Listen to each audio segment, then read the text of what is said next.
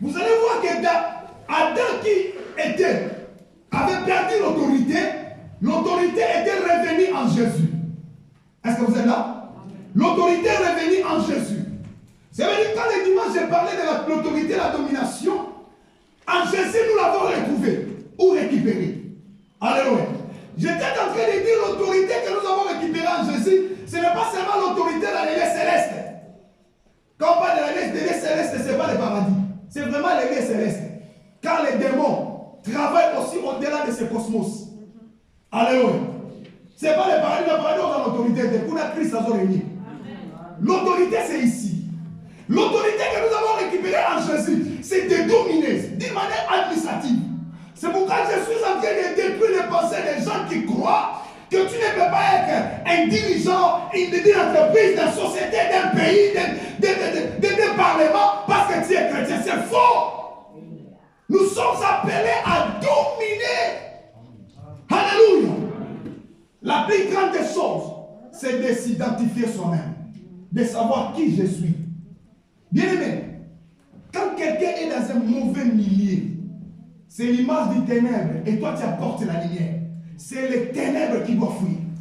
Amen. La Bible dit clairement, jamais les ténèbres auront de l'avantage sur là. Mais j'entends beaucoup les gens, pasteur, je suis dans ce milieu-là, mais mon milieu mauvais, moi je dois quitter. Non! Quand tu grandis, pas un peu les ailes. En réalité, ce n'est pas toi qui dois fuir ce milieu. En réalité, ce milieu a des conditions. Soit il change, ou soit c'est eux qui doivent fuir. Car la Bible dit celui qui est un peu plus grand que celui qui est dans ce monde. Laisse-moi vous parler du pied. En Jésus, nous récupérons tout. Parmi les clous qu'on a cloués Jésus, on avait cloué aussi ses pieds. C'est là où j'avais fini mon message. Écoutez-moi très bien. On a cloué les pieds de Jésus. Selon l'histoire, c'était des clous plus ou moins de 3 cm. Ce n'était pas des petits clous, hein, qu'on peut frapper 10 fois, ça n'entre pas, non, c'était des gros clous. Donc, et puis c'était des vrais frappeurs. Donc s'il frappe une fois, ça doit percer tout le corps et continuer à la mort. C'est comme ça qu'on a cloué les pieds de Jésus. Il y a beaucoup de mystères sur la croix de Jésus. Église, écoute-moi. Tout ce que, partout où on a fait verser le sang de Jésus est prophétique. Est-ce que tu peux me dire prophétique? Prophétique. Partout. Que personne ne te trompe. Ce n'est pas hasard. Mais je vais vous parler du pied parce que j'ai parlé de l'esclave. La Bible dit clairement, on a pris Jésus, ils ont troué les pieds. Paf! Le sang a coulé. Alors que ces pieds qu'ils ont troués, qu'est-ce que signifient les pieds? Quand dans la vie d'une personne, il y a les mains. Dans le corps, pardon, il y a les mains, il y a les pieds, il y a toutes les parties. Les pieds, c'est un moyen qui permet au corps d'avancer. Est-ce que vous êtes avec moi? De quitter un point A pour aller au point B. Cela veut dire, l'avancement que nous parlons peut aussi symboliser le destin. Est-ce que vous êtes là? Le destin, c'est là où nous partons. De là où nous sommes et de là où nous partons, nous l'appelons ça destin. En étant en dehors de Jésus, les pieds de tous les païens sont liés. Tu verras quelqu'un qui marche comme un esclave, mais il ne peut pas aller loin parce que les pieds sont liés. Est-ce que vous êtes avec moi? Il n'ira pas loin. Quand dans ta vie, tu vois toujours des requis, on va dire qui dit aux hommes, on va dire avancer même dans l'affaire, même dans la vie chrétienne, tout ce que tu fais, tu recommences toujours au point du départ. Quelque chose ne va pas. Quelque chose ne va pas. Parce que la Bible dit clairement que mon serviteur doit avancer. C'est la parole de Dieu. Amen. Alléluia, Église. Mais Jésus avait compris. Il faut que je trouve les pieds. Cela veut dire, en trouvant les pieds de Jésus, Jésus, spirituellement, il était en train de casser les chaînes de l'esclavagisme qui liait les gens de continuer à avancer et de voir leur destin glorieux. Ça, c'est en Jésus. Ah, je croyais que quelqu'un acclamait Jésus pour ce qu'il a fait de nous. Ça, c'est en Jésus. Les pieds est troué. Le sang a coulé. Or, nous savons que dans le sang, il y a la vie. Amen. Jésus a donné de sa vie pour que notre destin soit glorieux. Même si quelqu'un vient pour maudire mon destin, aussi longtemps le sang de Jésus plane sur ma tête, ce qu'il fait et dit le sang, c'est fait. Le plus important, c'est d'être en Jésus. Car c'est en Jésus que nous récupérons ce que Adam a perdu. En Jésus. Ah, alléluia. Il y a des choses qui vous révolutionnent. Bien, mais j'aimerais dire à l'église, à toi chrétien, même si tu vis des choses compliquées, sache-le, ton destin est planifié pour la gloire. Je te dis, ton destin est planifié pour la gloire. Le plus important, sois mature. Cela veut dire, tiens-toi dans la connaissance de ce que tu as en Jésus. Car le Seigneur n'empêchera pas les flèches, mais toi tu as le bouclier. Amen.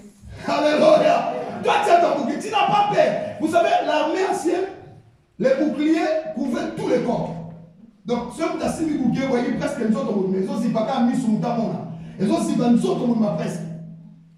Il y a un moment où Goliath, il y a un moment où il y a un moment. Alléluia. Azipi Goliath bouclier, il va continuer à casser la carte. Ah, béni soit le Seigneur.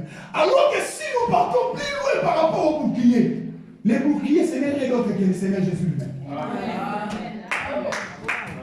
Est-ce que tu peux acclamer ce Jésus plus fort que ça? C'est lui notre bouclier. C'est pourquoi la Bible dit, nous sommes comme les piments de l'œil de Dieu. L'issue, c'est l'endroit où l'organe le plus sensible. Moi, le retard, tu fermes les yeux. Mais la Bible dit, toi, chrétien, tel que tu es là, tu es comme la primeur de l'œil de Jésus. Qui peut nous atteindre si Jésus n'est pas le bouclier? Qui peut nous atteindre si Jésus ne les empêche pas? Je suis en train de vous dire, en Jésus-Christ, dans les fondements authentiques, vous êtes appelés à rire, à être joyeux, quel que soit ce que vous vivez maintenant, parce que Jésus a tout accompli. Amen. Alléluia. Amen. Vous êtes appelés à ça. Le problème, c'est la maturité. C'est pourquoi nous allons continuer avec cette thème. Tu peux donner à quelqu'un une responsabilité. S'il est mature, ça retournera aux mêmes choses. Amen. Ça retournera aux mêmes choses. Vous allez recommencer. Vous savez, il y a les recommencements, vous perdez la force, vous perdez la confiance. Amen. Amen. Vous perdez vraiment la confiance. Mais je crois de tout mon cœur que quand on est des personnes matures, nous allons faire beaucoup de choses avec Dieu. Amen. C'est pourquoi le Seigneur attendait Élisée au 12e portion des bœufs. Quand il était aux premières, Dieu n'a pas envoyé Élie. Deuxièmement, 12e portion des bœufs. Le Seigneur dit, va, prends Élisée. Parce que comme dans la 12e portion va bœuf. Or, le chiffre 12 est un chiffre accomplissement. Alléluia, l'église. Un disciple accompli fait la joie de son maître. D'une autre manière, un disciple mature fait la joie de son maître. Il est temps que nous comprenions que le bouclier que nous avons, c'est la parole de Dieu. Maintenant, je suis en train de citer. Qu'est-ce que tu vois et qu'est-ce que la parole dit? Est-ce que tu peux m'aider? Dis à celui qui est à côté de toi, qu'est-ce que tu vois? Qu'est-ce que tu attends? Qu'est-ce que tu attends? Et qu'est-ce que la parole dit? Écoutez-moi, Église, c'est une erreur grave de ramener les combats de l'année passée à l'année prochaine. Amen.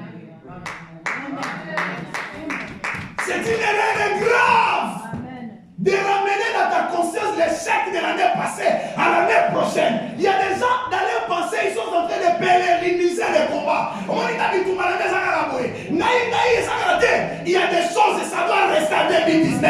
Parce que nous sommes en 2020. Dans ma tête, je vais dire, c'est le commencement de nouvelles choses, de nouvelles choses dans ma vie. Amen. Si j'ai échoué, je ne suis pas. L'échoué est condamné à échouer. Donc, on échoue à la non. Si j'ai échoué, mais je suis encore en vie. C'est que mon échec doit devenir l'étoile de la réussite de demain. Quand je pense que j'ai échoué, je me dis pourquoi j'ai échoué. J'ai échoué parce que j'étais faible. Demain, je vais me relever. Je ne vais plus échouer, je vais me relever pour avancer parce que j'ai eu la leçon. C'est pourquoi cette année, Aidez-moi. Ne viens pas me dire, pasteur, dis à la église arabe, non, ne me dis pas ces choses. Amen. Je vous dis vrai, même par respect. Parce que j'ai toléré beaucoup de choses, j'ai écouté beaucoup de choses, j'ai laissé ma bouche ne pas parler. Maintenant, quand quelqu'un vient me dire quelque chose qui est à côté, je parle. Si tu ne me comprends pas, c'est ton problème. Si tu comprends après, tu comprendras. Car il y a des choses qu'on ne laisse pas écouter. On doit parler. Amen. Quelqu'un dit Amen. Amen. Je suis en train de chuter dans mon message. Qu'est-ce que tu vis? Le diable te dit, regarde l'année. L'année va finir bientôt. Qu'est-ce que tu as? Mais dis-toi, diable, j'ai la parole. Dis-toi, diable, j'ai la parole. Est-ce que tu veux taper la famille et dire que j'ai la parole? J'ai la parole. Si comme pasteur, je fais une analyse de l'église là, cette année, il ne manquera pas de choses que je vais dire ça, je voulais que ça soit ça. On n'est pas arrivé à faire ça. Je peux le dire. Mais une chose est vraie, je suis en train de croire à l'avenir. Car le Dieu que nous prions, c'est un Dieu vivant, c'est un Dieu présent, c'est un Dieu qui accomplit toutes les choses à son temps. Dans tout ce qui nous arrive, ce que Dieu attend de nous, c'est de grandir avec lui, c'est l'école de la maturité. Car Dieu ne forme pas par la parole seulement, il forme aussi par le vécu quotidien. Amen. Celles les lâches ne reçoivent pas les instructions. Moutazaki Maïe, les gars ont la restriction. Atika la les mêmes. Rabbi ne change pas dans ma bête, ça problème. Changer dans ma bête, c'est un problème. Mais ceux qui sont appelés de Dieu, ils cherchent à savoir qu'est-ce qui s'est passé, pourquoi j'ai échoué, pourquoi je n'ai pas avancé, qu'est-ce que je dois faire pour que demain je chante aux âmes, pour que demain je dise, regarde l'Éternel est vivant. Parce que Dieu n'a jamais eu tort. Si quelque chose arrive de négatif, c'est nous qui ont tort. Dieu n'a jamais eu tort. Tout ce que Dieu dit, il a accompli avant même de le dire. Ça, c'est le mystère de Dieu. Il a compris avant même de le dire. Bien aimé, le diable t'attend à entrer à l'année prochaine en gémissant. Mais qu'il soit étonné que tu es fort. Amen. Dites à ton esprit, je suis fort. Je suis fort. Alléluia. Écoutez-moi bien. Je vais finir par là. Parmi les flèches, s'il y a les flèches de paroles et de découragement, il y a deux choses que tu dois faire. Évite ton oreille écouter des choses qui découragent. Évite ça. La foi vient de ce qu'on attend. L'année passée, beaucoup de gens ont échoué parce qu'ils savent que celui qui est à côté de moi, il me décourage même. J'ai honte de lui dire la vérité. Beaucoup de familles. Amen. Alléluia. Même moi, votre pasteur, le Seigneur m'a reproché beaucoup de choses. Il fallait parler. Il fallait agir comme ça. Pourquoi tu observais? Pourquoi tu regardais? L'église, il est grand temps de comprendre. Mon compagnon doit être quelqu'un qui me dit fortifie-toi, prends courage, lève-toi et avance. Amen. Mon compagnon doit aussi quelqu'un qui me dit répands-toi, tu as mal fait. Répands-toi, tu as mal fait. Mon compagnon est capable de me dire moi, pasteur, ce que tu as prêché, tu ne le vis pas. Ce que tu as prêché, tu ne le vis pas. Amen. Tu dois le vivre. C'est pourquoi j'ai béni Dieu pour ma femme. Alléluia. C'est une personne, quand je dis des choses, elle rêve me dire pourquoi je te vois comme ça avec celui-là? Tu dois faire ça. Elle est comme ça direct. Elle n'a pas de diplomatie dans ses paroles. Elle parle comme ça peut te blesser. Mais après, tu te rends compte. Waouh, ce n'est pas pour rien qu'elle est là. Ça, c'est la vérité. Je dois écouter ce qu'elle dit. Amen. Parfois, comme homme, je ne peux pas lui dire que j'ai écouté. Mais je cherche. Alléluia. Je cherche à écouter. Amen. Il y a même des gens qui disent que tu n'as pas appelé cette personne pendant longtemps. Comment toi tu sais? Oui, je sais.